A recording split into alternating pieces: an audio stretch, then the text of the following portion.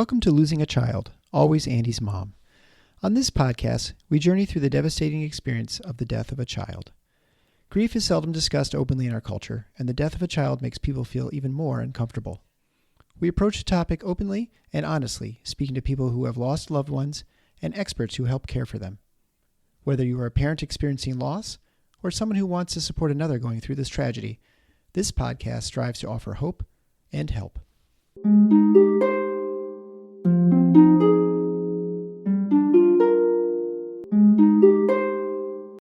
Welcome to episode 295 of Losing a Child, Always Andy's Mom. I'm Marcy Larson, Andy's mom. Today, I am really thrilled to introduce you to today's guest. Today's guest is Sally McQuillen. Sally is Christopher's mom, and Sally has written an absolutely beautiful memoir that I have been privileged to be able to read. I cannot recommend it strongly enough. I have not been able to quite finish it, but I know I will finish it by the end of the day today, but it is just so beautifully done. I know all of my listeners will appreciate it because if you appreciate what I do, I think you will appreciate reading what she reads. So again, this memoir is called Reaching for Beautiful, a memoir of loving and losing a wild child. And again, her name is Sally McQuillen. So you are going to love hearing from Sally today and having her talk more about her grief and her grief journey. And if you are interested in sharing your story on the Always Andy's Mom podcast, write to me. I love hearing from people. So write to me at Marcy, M-A-R-C-Y, at andysmom.com. Even if you just want to tell your story to me, I love hearing stories from people.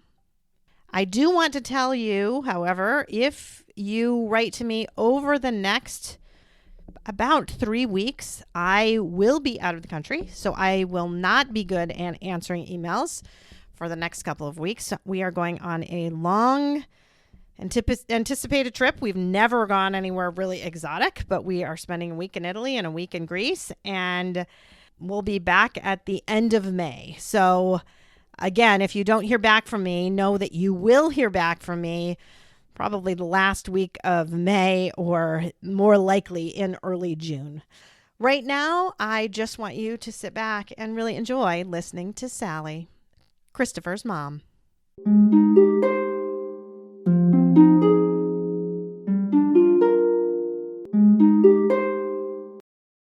Thank you so much, Sally, for agreeing to come on the Always Andy's Mom podcast today. Oh, it is my pleasure to be with you, Marcy. And I love the title of Always Andy's Mom. And I will always be Christopher's. Yes, you will. You will always be Christopher's mom. I am just thrilled to have you on. I just was sharing before we started recording that I've been reading your book, and I am not happy that I haven't quite finished, but I will finish by the end of the day. And I've just enjoyed it so much. So it's such a real honor for me to be able to meet you so quickly, kind of after being able to read the book. I love the fact that you can have a big smile on your face and talk about it being a fun read, because I found myself as it's getting closer to entering the hands of more people when it launches on April 1st. I find myself being a little protective, sort of like, Yeah. well, it's not an easy read necessarily, but I do hope an uplifting one, and one that shines Christopher's spirit out into the world. Yeah, I absolutely feel that way, 100%. It's funny that you say that it's not an easy read, because for me, it was like I would have been able, whip through that pretty quickly and do that. But I've said many, many times on this podcast, mine is not a podcast to binge, right? There are a lot of sad stories and a lot of heartache and tears that come through these episodes. And then I have people write to me and they say, whenever you say this is not a podcast to binge, I laugh because I have binged, right? They listen to 5 in a day. And so I think it depends a lot on what your perspective is. I think maybe if you're not a bereaved parent, you won't be able to sit down and read your book in 2 or 3 days like will easily be able to do. Maybe some people will feel like it is tougher to read, but for me, it wasn't at all. I think it just depends on what your perspective is, right? Truly. And, of course, my wish, especially when I was setting out to write it, was to help other bereaved parents. It was Right. amongst my various goals to help them feel less alone, to give a little bit of an inside look of my experience with losing my son. And I I hope that people are willing to sort of take the risk of dipping in and maybe fellow bereaved people. And look, everybody in the world has heartache of Yeah. some sort or another at some time or Mhm. another. Not Yeah. quite like this, but I don't want to make grief over the loss of a child high ranking, so to speak, Mhm. because Right. I really believe what what I've heard said from David Kessler. You probably know who he is. Yeah, he's been on the podcast actually. Oh, well, okay. So I got my grief education certification from him, and Uh-huh. of course follow him. And he says, the worst grief is your own, Of right? course. Mhm. However, I do think there's some unique things about grieving the loss of a child that make it especially difficult to survive. Mhm. Mhm. Yeah. Well, why don't we just start talking about your son, Christopher? Because he really was a firecracker of a kid. And I think you will have a pretty fun time in some ways talking about him, won't you? Absolutely. I love that firecracker. I remember it's interesting because I started not long after he was born in April of 1994 writing love letters to him. That might have been the last time that I wrote before I endeavored to write a book again, was just to write love letters to my children. And I don't think I sustained it over the years, but I tried to do like an annual letter. Uh-huh. And one of the things that I wrote to him, I think it was in his first, yearly letter that was a result of just little journaling along the way, was that he was, a firecracker, Uh-huh. that he was absolutely, he rocked my world the second he entered it, and he rocked it again when he went wherever he is now. Mm-hmm. Yes, just a very powerful soul and busy, wild, beautiful spirit. Mm-hmm. Mm-hmm. So do you want to just tell some stories about him kind of growing up, a little bit about him? Absolutely. Well, we were talking a little bit about having had experiences with, because Christopher had attention deficit, he was lit, and I don't know if this is correlated, but he was racing, just running by the age of 9 months. So, from the get-go, my efforts to kind of hold him close and cuddle, and those were, that was a no-go. It was more about just keeping up with him. And I remember one time his sister Caroline was born a few years later, and I was probably changing her or something, and it had been quiet for just a little bit too long, and I had no idea what my Christopher was up to. And then I heard a crash while he had been climbing up the outside of our staircase. And I remember, getting him to the emergency room, and they were asking me like, "Well, did you see what happened?" And I had that tremendous amount of guilt. This was sort of a precursor of many of the Yeah. attempts of mine to keep up with him and control him, so to speak, which were to no avail. What happened? How did he hurt his knee? Well, I couldn't keep my hands on him that split second, Right. Right. Because he was just always on the move. Yes. And Uh-huh. lots of incidents like that. Even when I first dropped him off at preschool, there was a program where you'd spend time in the classroom with them. They're, only about 2 years old or even younger. And then that's the first half of the year. And then the second half of the year, the moms, typically moms, went to the next door classroom and, to determine if the little ones could be okay playing without them being present. Uh-huh. 3 seconds later, he'd already fallen down and gashed himself, and blood was pouring, and none of the teachers could even tell me what had happened. They didn't know. All I know was that I was grabbing him and racing to the emergency room where they, put him in a little straitjacket to keep him. Is that what they're called? A little papoose. Papoose. Yeah, they call him a papoose. I'm thinking of it as a straitjacket. You have a papoose board. I know the papoose board. I'm a pediatrician, so I know these Okay, things. so Yes. that's what it is. It's the papoose. And of course, he needed to be in a papoose, and he probably experienced it like a straitjacket, Oh, I'm sure. Yes. to get some stitches. And so that was the beginning of feeling like I was just immediately challenged by this little boy. Right. Well, and at that point in time, he's your first. So you don't know that this is not normal and this is not going to be every child that you have, right? Until you Right. end up having another child. Well, first of all, you probably look around and go, are other people having this trouble? It doesn't look like other people are having this trouble. And then you have your daughter and realize, yeah, other people are not having this trouble.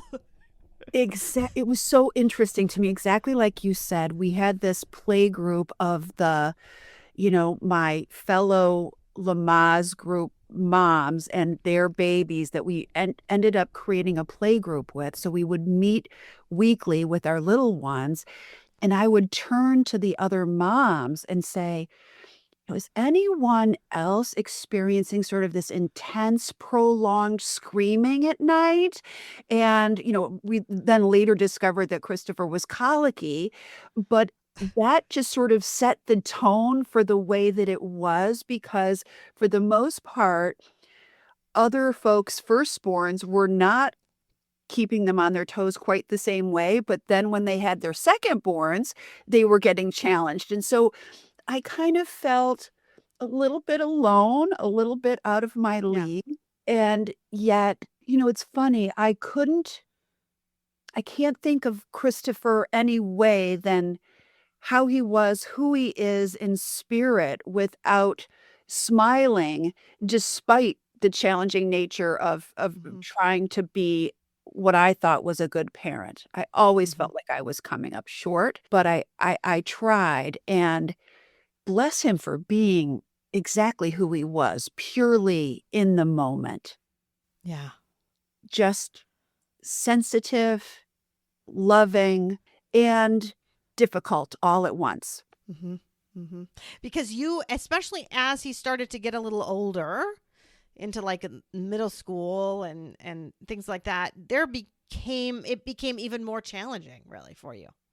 Truly. Well, I knowingly married a man who, like myself, was in recovery from alcoholism. So we both, at very, fairly young ages, stopped drinking and changed our lives. Assumed that, if we loved each of our children enough, that nurturing would offset any genetic predisposition to addiction. Didn't even know what attention deficit was back then.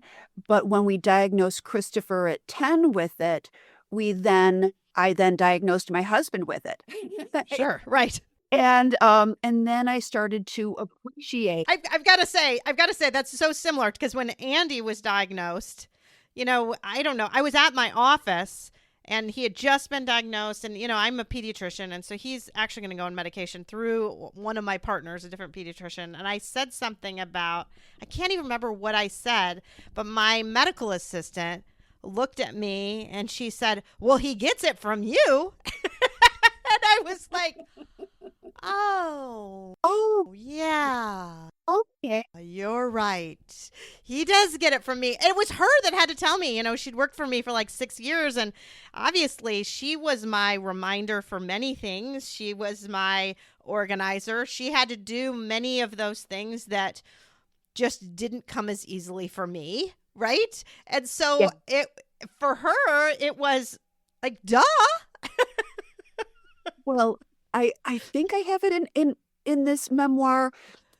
When we were there, when we were finally, we kind of went through this long process of getting Christopher officially diagnosed, and we finally see this outside specialist, and we're sitting in the waiting room, and I pick up a brochure. The doctor is testing Chris, and I pick up a brochure, and it's got this checklist of all of the traits. And my husband turns to me and says, he got this from you. And I say, well, let's both go through this and check off the traits and see. And he says, well, okay. So he looks at it and he identifies, well, I only checked off 18 of the 20 criteria. And I said, honey, okay, now it's all dawning on me. And I have a couple of them too, and I'm very high energy. So, but it was just an inevitability then that we'd have this child and our two other children who would be variations on the theme. Yes. Right. And so that was something at that time, which is very unlike today, took a lot of advocating just to get Christopher the proper support. And there was a stigma for him because he was sensitive and very socially conscious of not wanting to be different. Yep. And a lot of what I thought being a good parent meant was to spare him from feeling different or ashamed, as I had in some ways as a little girl, growing up as a child of divorce, growing up with an alcoholic father, growing up feeling a little different. And so it was interesting then that some of the most beautiful things about my son that I can retrospectively look back on now and am most proud of is some of his differences. Uh-huh. Well, those are his beauty. That's the beauty. Mm-hmm. And that energy, that being filled with life, that never thinking for a second about the consequences.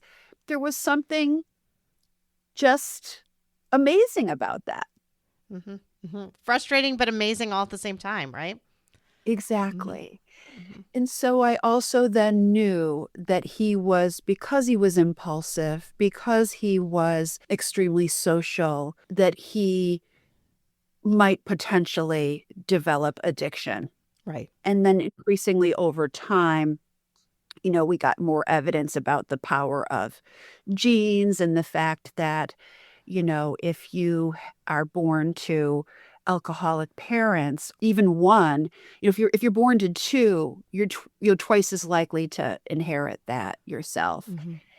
So I started to, some of the fear that I'd always carried started to grow around, again, thinking it was my job to prevent, as if I had the power, to prevent Christopher from developing this, like as if I could do something about it.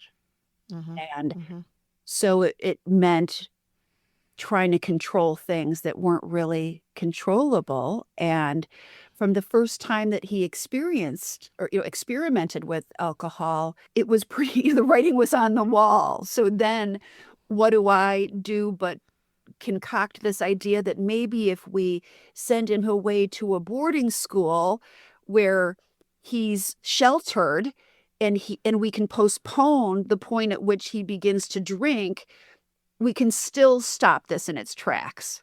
Right. And so fast forward, we send him to a military school, which was the last thing I thought I'd ever be doing as a mother, hoping both that he'd be sheltered from developing addiction and also hoping that he could start to build some confidence in school. Like if he was actually disciplined to do the work, he could see how bright he really was. Right. Because he'd already begun to feel with his learning disability and attention deficit like he wasn't very smart. And I hated that for him. Yeah. But that backfired. So the military school thing backfired, and I speak to that story You do? Yeah. in Reaching for People. And it also gives you a hint of, just what it took to attempt to tame someone who couldn't be tamed. And then Right. and then fast forward another 3 years or 2 years, he's in high school, he's 16, and his addiction has already caught up with him. So we obviously not just have genes, but very combustible ones. And I've been known to point my finger at my husband on this one too, because there's the Irish piece. I married this Irish man. My name is McQuillen. We're McQuillens. And so the way that alcoholism manifests on on that side is different than the way that it manifests on my side. And it just is pretty indisputable very quickly that it's going to make it difficult to have a good life as long as you're under the influence. Not able to pull it off the same way. So we made the really difficult decision and privileged decision to pay an educational consultant to tell us where we should get him support. That was really difficult for me because, as I'd shared with you, I was trying to have power and control over his life, and I had to wave a white flag and say, I don't have. And my husband, incidentally, all these years is working as a car dealer, 15 plus hours a day. And I've now got, 2 other children, one of who's ADD with the H. And so it was really hard for me to ultimately surrender to saying, I can't control him. I just can't. Yeah. He was getting into trouble all the time. Right. Right. And you said, so he went to a treatment program then, to a wilderness retreat kind of program. Exactly. He started out, the whole landscape of this is, it's interesting. It sort of is like the landscape of attention deficit. Like we were on the kind of beginning, it felt like, of learning about what this was. Nowadays, people know exactly what it is. And half the kids in middle school are already getting resources and have an IEP plan and Sure. being accommodated for their attention deficit. And sort of similarly, it felt like we were in the beginnings of that time during which you send your child to a wilderness program, and then in turn, we sent him to a therapeutic boarding school, which was a ranch in Tucson, which did save his life. He'd become depressed to the point of being suicidal. And so the stakes were high, and we did what we needed to do. And I'm so grateful that we did, because for 3 years, he was clean and sober and had the chance there at Imbalance Ranch Academy to become his very best, most confident self. Even then went on to work for them as a mentor and tap into some of his greatest gifts, which were understandably his compassion that he had for anyone who was struggling or felt different. He just was beautiful in the way that he could lead and support and inspire other young men. And so that was just such a special time. Yeah. Joe, my husband, and I were able to visit him regularly, and it felt like I could reconnect to him in a way such that, our only interactions weren't fear-based. Right. That's probably been one of my greatest lessons throughout raising and losing him, is to work to let go of fear, because it really interferes with a mother's ability to be as present. Yeah. And then it also inadvertently sends a message to our children that we don't think they can do it unless we're helicoptering them, And so this is just all of these little pieces of wisdom that I have gleaned, from Christopher. Mm-hmm. Mm-hmm. Yeah. That's beautiful. That's beautiful. And those years were great. Oh, they were something else. And then, so that was from age 16 to 19. And then from 19 to 21, when he died, he was in college at Northern Illinois, and he had the time of his life. He thought, okay, I'm going to go to college. I want to be, just as he'd always want to be like everybody else. Right. And so I'm going to see if I can do this. Maybe that period of sobriety will make it possible for me not to get into trouble with this again. Right. And he tried, but it was pretty evident, even at the point that he died. Not long before he died, we talked about, at some point, you're going to have to address this. And he knew that, and he was prepared to do that.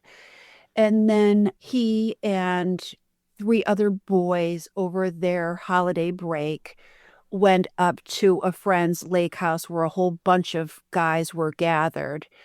But they, in the middle of the night, decided to go out on a frozen lake in a canoe, and not one of the 4 of them survived that. So it was a very traumatic loss. Right. That was indirectly related to the fact that they were drinking and using, I can't speak to anybody else, but I'm sure my son was both drinking and using drugs.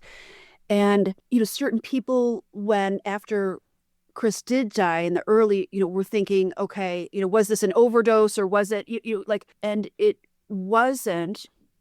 It could have been any number of Right. young men just having, how often have all of us done these things that were just reckless, but it cost him his life. Yeah. Because he's up, it's Wisconsin, it's cold, it's right.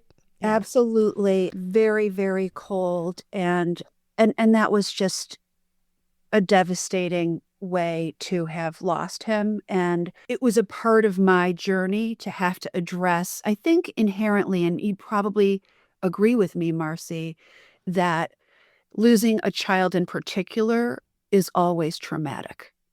Yeah. But when it's sudden, that adds another layer of complication, I think, when things are sudden like that.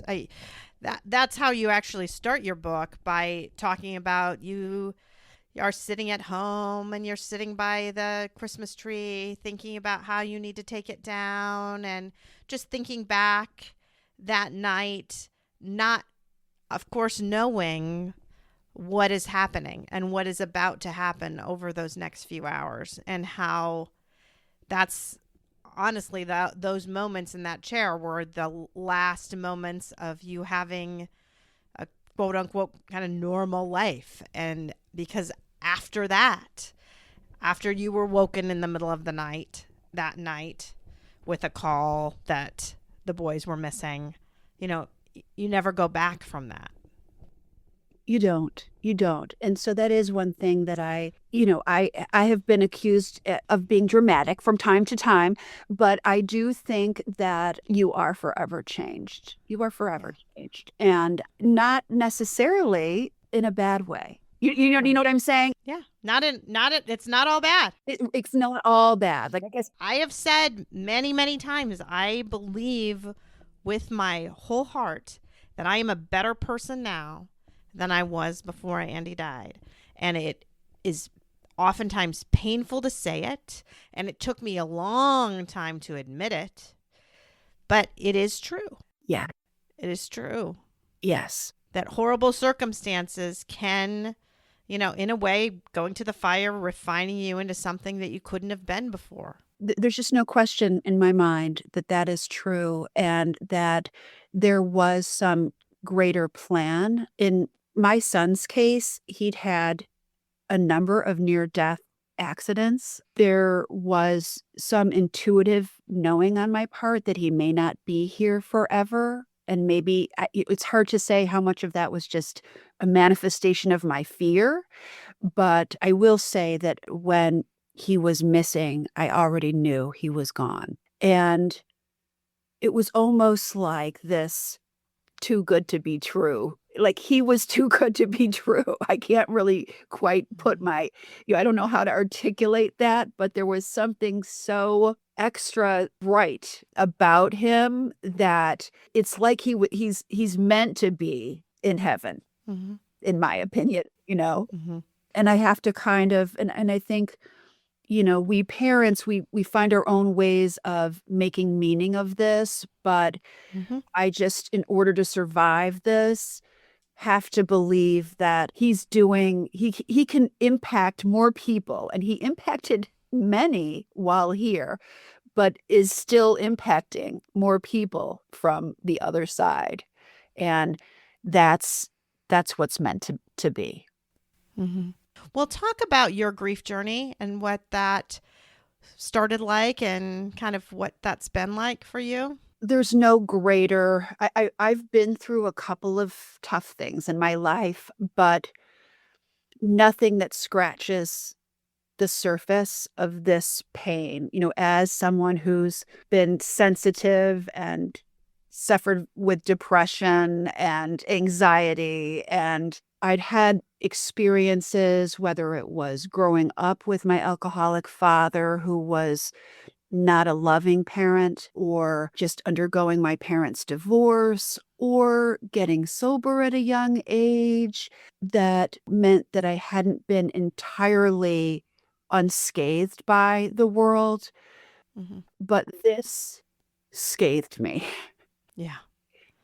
Yeah. It just right through the heart. And I mean, there's a reason why, we see, what is it, an arrow, going through somebody's heart, because that's sort of like viscerally, Mm-hmm. the experience of it. And it took me years to, and I wrote about this. It really wasn't. I think it was 7 years plus before I felt like I returned to myself, Mm-hmm. and hopefully better. Yeah. Certainly stronger, and with a perspective that Christopher provided, which is that only love matters. And I can just almost hear him saying, Mom, just keep your heart open, even if you want to protect yourself, just keep it wide open like I did. Yeah. So I just want to keep talking about that point a little bit more, just so my listeners kind of hear that again. So I'm going to repeat that. She said 7 years. So many people start to beat themselves up a bit, or even more than a bit, that they've reached certain milestones. 18 months, 2 years, 4 years, 6, whatever. And they feel like they should be better than they are. I did that to me. I remember thinking, how am I still like this? I should be better than this. Okay, there is no timeline no, for all of this. There isn't. no, I've said many times that when I went to one of my first support group, it was the second or third session, the facilitator said I didn't feel like myself until I hit 9 years. Now that panicked me when I was a month into my own grief. Yes. So if you were very early in your grief, don't get panicked by hearing things like 7 and 9 years, because certainly the pain is not that intense horrificness of those first days, weeks, and months. Things do change over time, but to get yourself to feeling a sense of normalcy, it is a long, long journey that looks incredibly different to every single person. So I want every listener to feel comforted by the fact that you, Sally, say 7 years later, I'm starting to feel kind of normal, kind of like this is me now. I have to. I feel like I owe it too to your listeners and to anyone who reads my book to make that clear. The book itself is set in the first year and a half after losing Christopher. And it also is a little bit of an amalgamation of, years since sort of plopped inside. Right. Especially as a therapist, as a clinician who, recognizes that there are various diagnoses like prolonged grief disorder and I almost sort of feel like every grieving parent, you know, would automatically Yes. fall under those Of course they would. additional ways of But that does not mean you're doing something wrong. It does exactly. not. And I have talked about this in the podcast too. In many ways, I hate the fact that that article came out giving that diagnosis of prolonged grief disorder. If it's over like a year or something, it's something ridiculously short. Okay. Because we all should be feeling that. But on the other hand, as a physician, I sort of like the fact that they have given that a diagnosis. So that means that people can qualify for therapy and have insurance companies be kind of obligated to pay for that. Agreed. But it's not because you've done a thing wrong. So No, it's a two-edged sword, a double-edged sword, really, right? truly, it is. So you are normal, Yes, but do you need help? Yes. yes, So both are true. right. And I actually think that they've gone back to I don't know how they've done it, but these diagnostic manuals that we use are Mm-hmm. Yes, I know. they'd only come out every so often, but I think they've even made some modifications to Well, because there was such an outcry. exactly. There was just this massive outcry against, and I was one to cry out against, because again, I feel like every bereaved parent is going to qualify for that. Because if you are not, when they went through the symptoms, that if you still have these symptoms and you're over a year, you have prolonged grief disorder, which is, some sort of disorder. You're going to fall into that category. I can't imagine a scenario where you're not. And if you're not, it's maybe because you're in denial and you really should be. Right. Right? This journey is such a process, and it is a unique process, and there are some universal elements to it, like the guilt that I suspect every mother, Yeah. well, every griever actually inevitably feels guilt because they prefer to feel guilty than experience the despair of such great powerlessness. Right. I've said that many times. Use the exact same words. Yes. Mm-hmm. Yes. It is so much easier to feel guilt than powerless. There's also, it's sort of like grief itself is indisputably complex because there's that layer of guilt.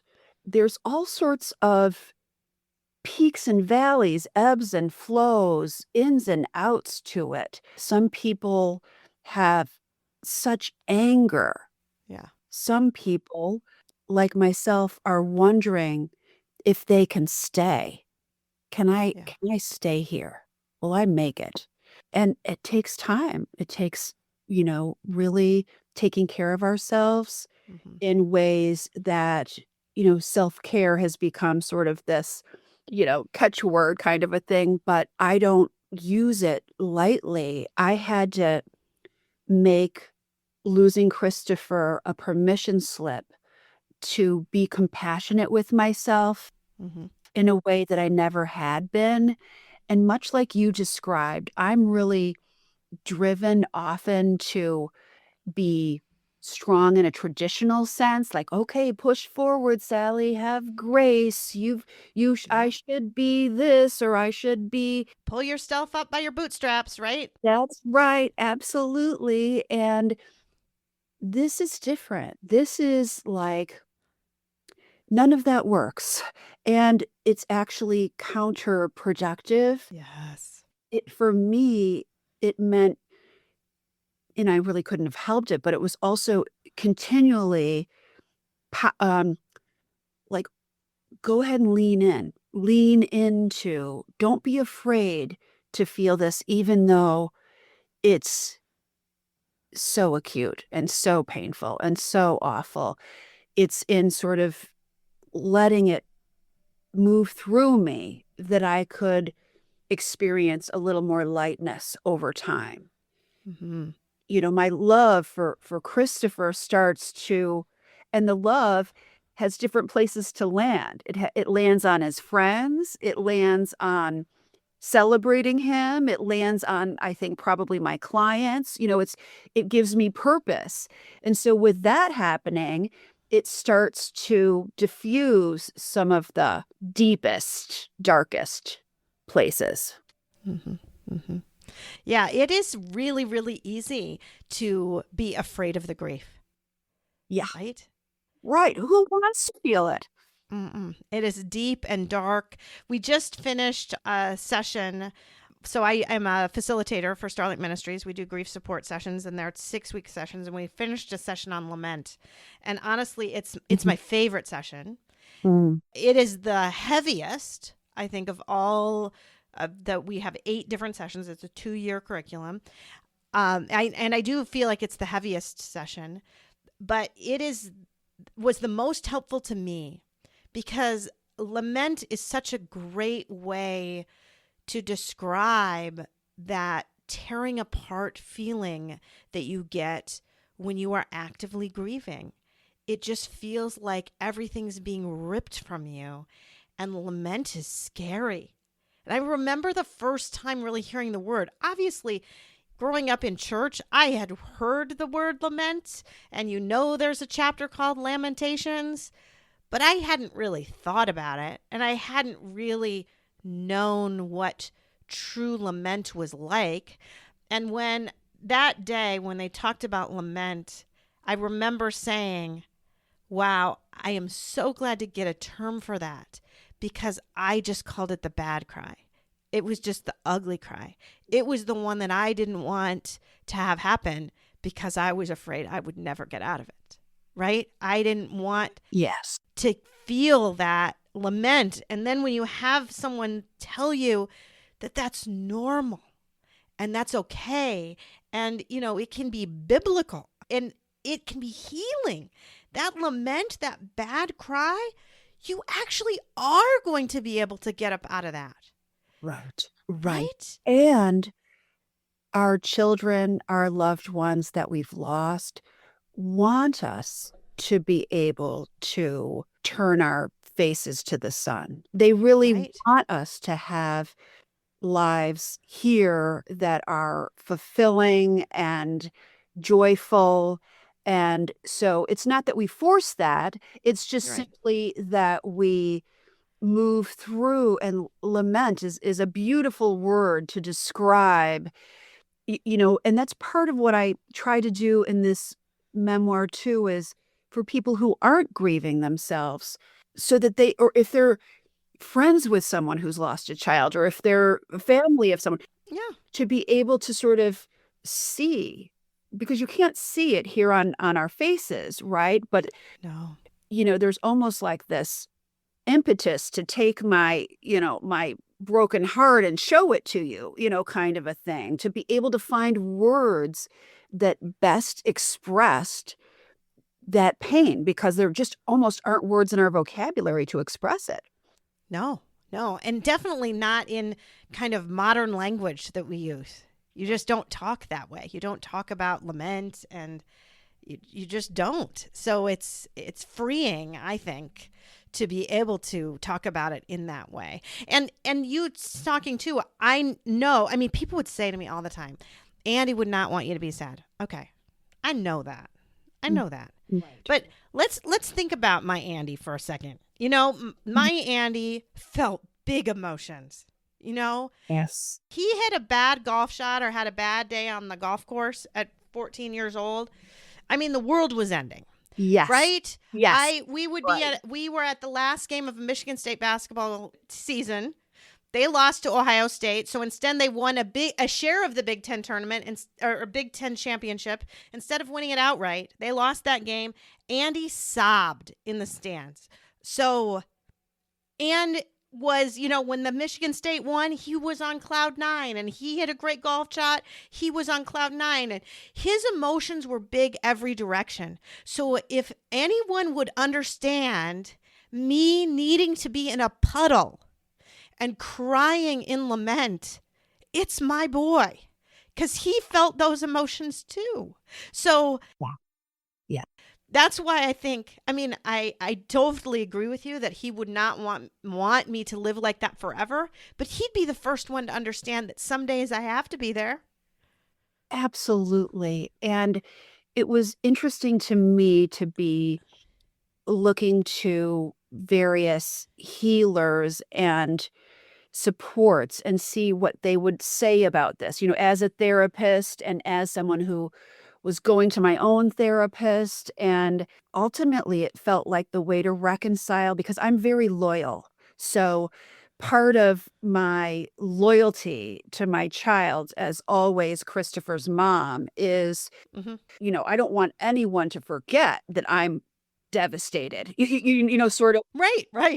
like almost as a tribute to you, like, because you're, Right. like I will grieve you, into eternity. But I also think some of that, when someone told me that it was potentially that my agony was blocking my ability to connect with my son, Uh-huh. that's when things started to shift. Uh-huh. Because it wasn't like, we don't have a lot of control over, like, I mean, I couldn't help but be devastated and in lament for Right. a very sustained period of time. But to be able to even catch my breath or sort of just feel some light or search for light was a period of time when I felt like, oh, maybe Chris can get through here better than if Mm-hmm. I'm crying. Well, and I understand that. I mean that what I kind of went is for kind of those short period of time. Yeah. Yes. Those I'm going to take an hour and just cry. And then I'm going to get up and I'm going to make dinner and I'm going to go to my other son's robotics match and be able to. Look who my other children. So it's those releases of the grief can actually help me to be able to function otherwise. I think what you're alluding to now is that you're in the deep, dark pit continuously, hanging on to that agony, hanging on to that guilt, not like I need to hold in this space for a while so I can come out of the space. It's when you are in the space and stuck in the space. And that's what that person was talking to you about, that healer, right? Yeah. Yes, I think that's a really important distinction. That's a very Yeah. important distinction. It's sort of about don't then compound what your experience is by holding on tightly to that pain to prove to your child that you love, Yeah, right. that kind of a thing. Right. Yeah. Right. I mean, I go back to Andy with the golf shot, I mean, it was always like, what would we try to do? We'd try to make a joke, get him to laugh about something, whatever, because we knew that 3 shots later, he could have that amazing shot again and feel great. You just didn't want it to bring him down for the whole day or for us it can Point of no return. lead on for days and weeks and then you are just stuck. And that's when I think you are really held back in your healing and held back from being able to, you know, continue to have kind of relationship with your child after they're gone. Right. And as this just, it ebbs and flows, and it does have a life of its own, doesn't it? It's not, Yeah. again, there, I could no sooner control Christopher, and I could certainly no sooner control my grief process. Yes. You know what I mean? Like I couldn't, it just had to be something flowing through me. 100%. 100%. So, we've talked a lot about that you have the book, but we probably should talk about kind of how that process started and a little bit more about it. You bet. I started writing to express my love for Christopher 21 days after he left. And it was this effort to connect to him. And I didn't know where he was, where he'd gone. And I just needed to maintain our communication. And so it was as if I was texting him, making these journal entries as if I was just kind of continuing to talk to him. Right. And then over time, I wondered whether or not it could be something that could be turned into a book. And I mean, that's not the most unique idea. There are plenty of grieving parents who've decided to do this, but I had no idea what an endeavor it would be and how many ways that it would be helpful to me. Mm-hmm. I could capture his life and memories, and I could find a means to forgive myself over decisions that I'd made that, of course, factored into my guilt. I could really feel through my grief in this way because every time I was writing, it poured out of me. And then I also had this incredible gift of meeting a women's writing group that supported me through it. And just at a time that was alienating as a grieving parent, I was connecting to women really intimately who were also writing their memoirs about difficult things that they'd gone through. So there were a lot of just gifts along the way. And then I really wanted to try to write it well so that I could bring Christopher to life and reveal my insides. I have to tell you, you did well. You did well. Mm. I've read a lot of memoirs because I've had a lot of people on the podcast now, and yours is right up at the top, I have to say. I really did enjoy it. And I shouldn't say did because I'm not totally done with it because I have to finish. But I love the style. So I alluded to the fact that you started, the beginning of it is really that night, that evening and night and into the next day when you find out that Christopher has died. But you do a really beautiful job of going back and forth in time between that time and then going back to him, very, very young, some stories when he was super little, and then kind of through, I'm sure I haven't gotten to the end because now I'm basically at the part where you went to Arizona, to the school out in Arizona. Okay.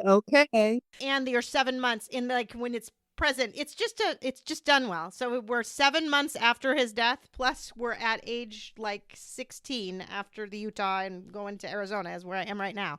But it just kind of goes through in such a beautiful way until they'll tie up, I'm sure, at the end to more that present day. And then at that year and a half point is what you say, it kind of ends there. Yeah. Anyway, it was just really, really well done. I strongly recommend it. So I would urge you. So how do people go and get your book? Tell people how they can get it. Because this is not going to air until May. So I know that it is not. It's the big launch is April 1st. So yes, it'll be long past the launch date. They can get it wherever books are sold. They can go to my website, which is www.sallymcquillenen.com. Okay. And the book is called Reaching for Beautiful. The Memoir of Loving and Losing a Wild Child. Yeah. So I'm sure they can get it on Amazon and places like that too. Yeah. Exactly. Yeah. Easy peasy. Yeah. I think it will be easy. And I do think many people, certainly bereaved parents, will get a lot out of it. But I think even people who aren't, who are just, perhaps just struggling as parents, just struggling with parenting or going through other life struggles, will also find this book very helpful and just beautiful. It's just a beautiful work. So I appreciate it. I'm glad you wrote it. I know it was 7 years in the making, right? Indeed. Many drafts, many iterations. And no, I'm so hopeful. I want it to uplift bereaved parents and help any parent who's in fear, which could be most every parent, Yeah. begin to think about letting that go. Mm-hmm. Mm-hmm. Well, thank you so much for sharing Christopher with us today and sharing your book with us today. I really appreciated talking to you. My pleasure, Marcy.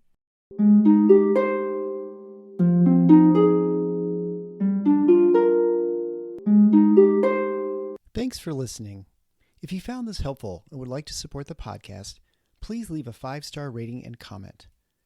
To help financially, you can type Andy's Mom, one word, to the number 53555. This provides a link to GiveButter, which allows donations through PayPal, Venmo, Apple Pay, or credit cards.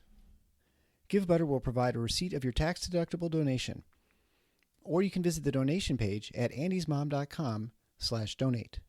Always Andy's Mom is a registered 501c3 and can receive donations through Thrivent Financial and Benevity. Marcy loves hearing from listeners. Please feel free to reach out to her via email at marcy@andysmom.com or on the Instagram or Facebook Always Andy's Mom accounts. Sign up for the email list to get weekly episode links as well as pictures of Marcy's guests and their children. Together, let's work to inspire hope, one day at a time.